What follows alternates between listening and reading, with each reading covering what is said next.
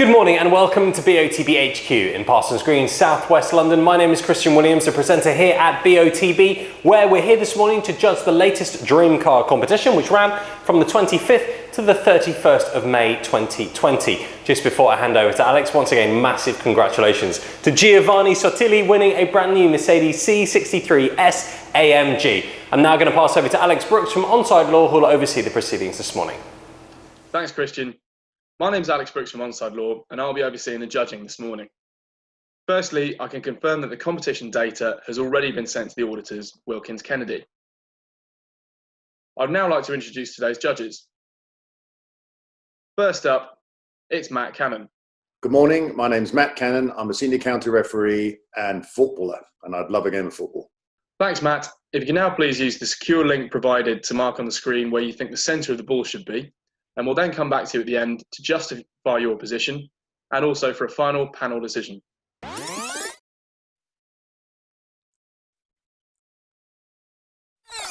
Next up, it's Peter Giorgio. Good morning, my name's Peter Giorgio. I'm a football and futsal referee.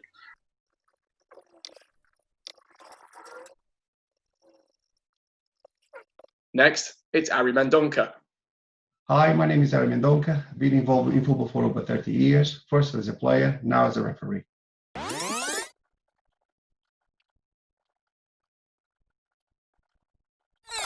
Next up, it's Andy Braithwaite. Thanks, Alex. Good morning. My name's Andy Braithwaite. I'm a football referee, mentor, and licensed observer.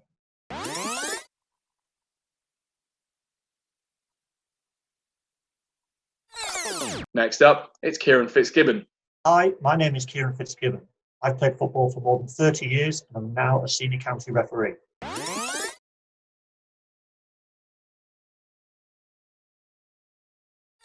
And finally, it's Nigel Hicks. My name's Nigel Hicks. I've been a football referee in Supply League football for over 30 years.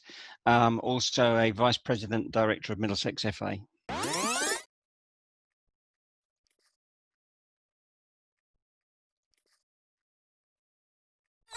Okay, Matt, could you please justify your selection, please? Yes, there's two players in shot and an assistant who's looking at the general play. I believe the player in white and green is going to play the ball and possibly control it. He looks to me like he's leaning back slightly. The second player in black and blue behind is looking over the green and white player's right shoulder. I think he's just looking at the ball. He doesn't seem to be interfering or playing the man or the ball. And I believe the player in white and green is going to chest the ball. I've cross-referenced their eyes and put the centre of the ball where my red cross is. Okay, thank you very much. Next, Peter, could you please justify your selection? Yes, we got two players in shot and we got the assistant referee in red. The player in the white and green looks favourite for the ball. He looks, his body language looks like he's ready to receive it. The player in blue and black is further away, but not directly behind, but to the side of him. The assistant referee, like a good assistant referee, is looking at the players, just making sure there's nothing untoward. So I've taken nothing really off the assistant referee in regards to his eye line. So I've taken it just solely on the white player and the player in the blue and black. And the distance away from the white player's head, I've tried to take it from the player in blue and black, and that's where I've cross-referenced my centre of the ball. Okay, thank you very much. Next up, Ari, could you please justify your selection? Yes, we have two players and the assistant referee over here. Assistant referee, you know how to play in white. He's going to play this ball, so he's not focused on him. I think he's focused on the player at blue and black to see, because he's rushing towards this challenge, and he's trying to see if he's going to make contact or if he's going to make a foul or not. That's why he's disregarding the ball over here. Player in white is breaking his run. He's almost about to start opening his arms, and I believe the ball is in front of him above his head, and he's looking towards the direction of the ball. Player in blue, while running at pace, is looking towards the direction of the ball as well, where both high lines cross. I believe the center of the ball should be. Okay, thank you very much. Next, Andy, please could you justify your selection? Thanks, Alex. My take of this particular picture is that the assistant referee is looking across at the guy in blue. Sorry, I feel that the guy in white is a defender.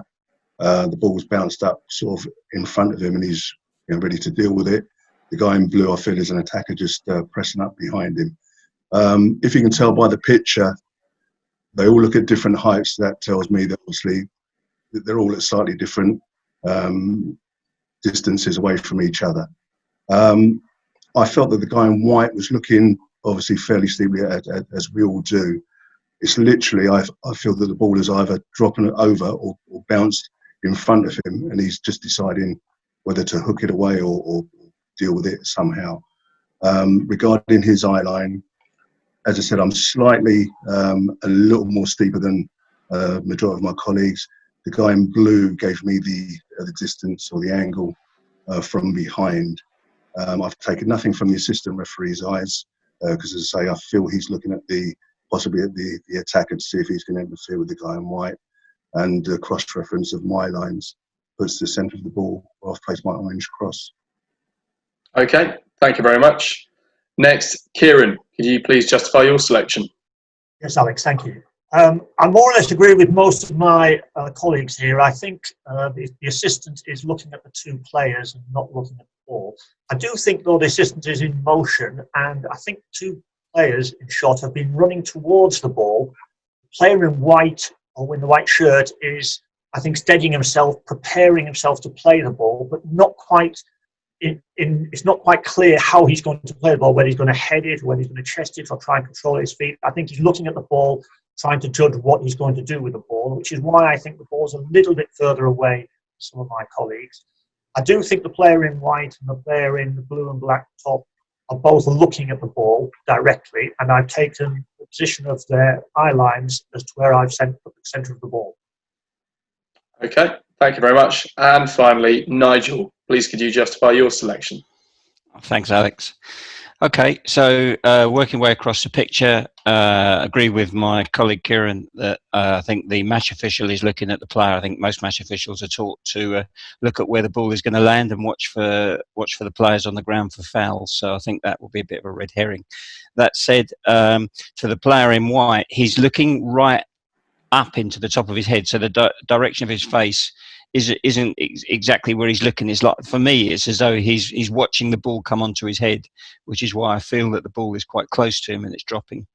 And the other clue for that, for me, is the player in blue, who, as people have noted, is looking over the white player's shoulder. Again, I think his focus is on the ball, and by using the eye lines for both players, for me, the intersection is there where I put my cross. So I feel that the ball is very close and is about to come onto the white player's head. Thanks, judges. Matt, as the main judge, could you please now come to a panel decision with the other 5 judges? For your reference, the larger white cross is the calculated average of the 6 individual selections. Okay, guys, let's put some lines in. I'll take this player in green first. It's a fairly narrow field of view from him. I'll put a red in from the player.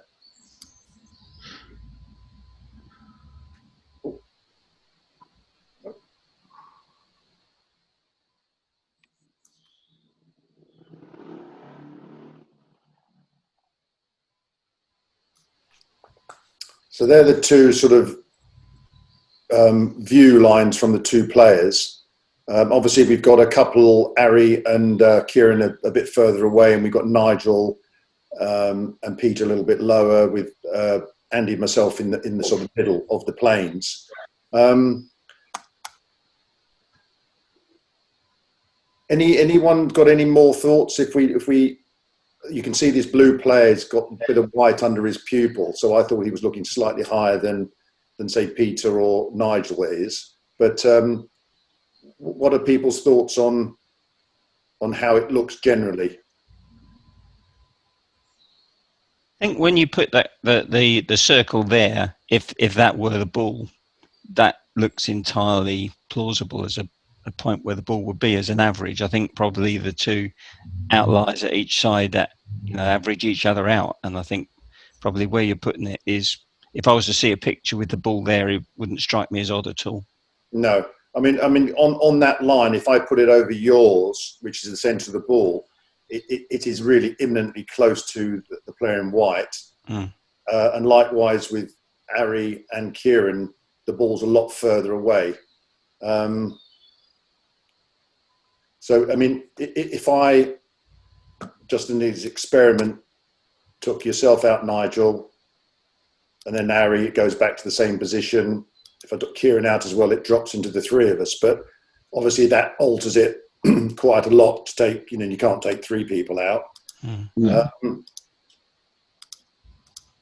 So what's other, I mean, Andy, you're in line with the average and myself. What's your thoughts on others, the other choices? To be fair, Matt, it's quite a daunting sort of picture regarding exactly where it could be. As Nigel said, it's all plausible wherever you put it over, but the gap in black and white is quite distant from each of us. Yeah. But again, it seems to be two here, two there, two in the middle type of thing. So it is pretty much of an average. Yeah, as I said, again, I've obviously explained why I feel my one is there. But again, I can see why everybody else have picked their particular decisions. It is reasonably close. You could even say, but it doesn't help us with the six of us here. The ball could even be almost directly above him because, again, the way his head's slightly tilted, his eyes are looking up. Regarding average-wise, that is possibly the best we can get. Yeah. I mean, Kieran, you're at the top. Yeah, I think it's just a situation. I think Ari and I saw it as slightly different. I mean, if he's about to play the ball, then Nigel's is plausible, isn't it? And then obviously anything in between would be plausible, whatever I think. I think we've got different viewpoints of actually how the player is going to play the ball, and if you look at him, he's not giving away exactly how he's going to play the ball, whether he's going to head the ball, control it. It's not clear what he's going to do. I think the view lines that you put on there show that we're quite narrow, so therefore any of us could be in that. So we're agreeing more or less on the eye lines from both the player in white and the player in blue and black. Yeah. So I don't think that I have got no strong opinion about anybody's viewpoint to say that that's wrong or this is wrong. I can't say that. So I think we've got some kind of consensus. And Ari, do you concur with that? Well, yes. The only one that I cannot really agree much is Nigel Cross, because I felt that if the ball would be there, the facial expression of the player in white would be slightly different because it would be too close to him already. You would have to know exactly. His body language would tell us how we would play the ball. That's why I placed mine slightly higher, so to give him time exactly to realize how he's going to do it, if he's going to control the ball by heading the ball, by chasing, letting the ball go down. So that's the only cross that I don't see really happen is Nigel one, because I think he's too close, almost too close to his face, basically. Yeah, I mean, I know in your justification you were talking about the player in blue being sort of quite under quite powerful motion that he was running, and I'm of a different opinion. I think this player in white looks like he's just sort of relaxed and he's just going to let the ball come to him. The player in white is breaking his run, basically. So he's breaking his run, and while the other one is trying to rush towards him. Yeah, no, I understand that. But the point I'm making is if you look at the player in white being a sort of quite a passive body motion, that then Nigel's ball could be right because it could just be dropping into him, from a steeper angle. So, I mean, unless we start taking each individual's out, No. I think I just say, in terms of the average, actually, it works. If you just try to take Nigel Cross, just to have a look where he's going to drop the average, he's a big change. It's not a big change anyway, so I don't think you should. I'd say all it does is when we put the magnifier over the white, there is no crosses in that underneath the magnifier. Yeah. And if we put Nigel back in, there's obviously myself quite close, but it encompasses both Peter and Andy's crosses as well. So I think taking Nigel out does alter it from this perspective of half the judges aren't in the magnifier, the ball. Any other thoughts from anybody else before we have a sort of final decision on whether we take the average? Can you take me out?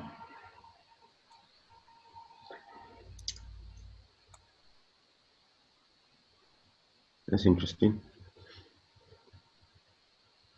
I don't think we can argue to take you out when you're so close to two other judges and the average, just to move the average up a little bit. And it doesn't help, I think, with both Ari, Kieran and Nigel being the sort of the spread of where the average is. What's quite interesting is the guy in blue, not only is distance away from the player from his back, he's also to the side of the player. Yeah. So hence, it is like Andy was saying, it's quite a difficult position to get the centre of the ball on this occasion. No, I understand. So I think where these averages is very plausible. Okay. So are we happy to say that we'll take the average as the middle of the ball? Yeah. Yep, all so. agree? Yep, agreed. Okay. Okay, judges. Everyone happy with that decision then? Yep. Yes. Okay.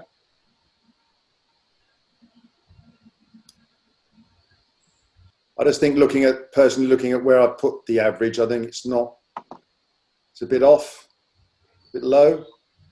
No, it's okay. It's there. That's better. So, mucking about on this choice.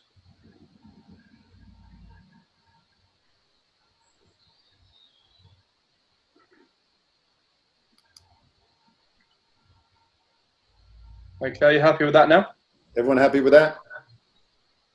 Yep. Yeah. Okay, thanks then, Matt. If you could please hit submit. Thank you very much, judges. The coordinates selected are 1290775. These coordinates will now be passed to Wilkins Kennedy to calculate the winner of the competition, and they will then inform BOTB. That concludes the judging process. Thank you.